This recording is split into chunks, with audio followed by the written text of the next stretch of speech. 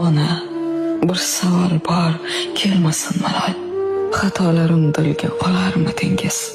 Mendek bir quloqsiz tug'ilsa takror, yana men. Aytganman, yuqoriylik shuncha to'palem bo'lmaydi dedim. Aytganimni qilmadilaring. O'shaning uchun bir kattani, bir kichkinani aytganini.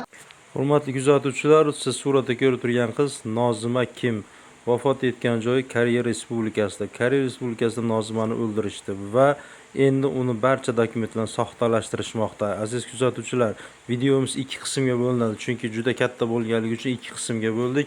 Siz birinchi qism va ikkinchi qismini, hozir birinchi qismini ko'rasiz va like, obunalar bo'lishni unutmang, like bosishni esingizdan chiqarmang, kommentariyada izohlaringizni qoldiring.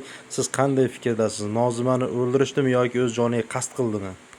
Aytganman, yuqoriylik shuncha to'palem bo'lmaydi dedim.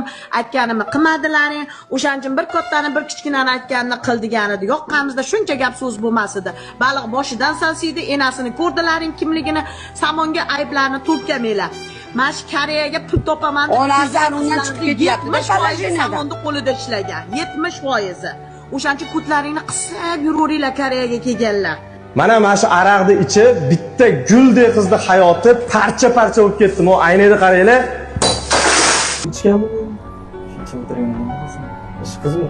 Ha? O sigaret kim chekdi? Ash qiz chekkanmi?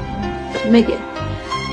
Endi o'zini osishdan oldin balkim bola bilan mushtlashgandir, bola urgandir. Endi har xil vaziyat bo'ladi, uni osib qo'ygan deb urmagan. Yuvgani kirdim. Men yuvgani kirdim.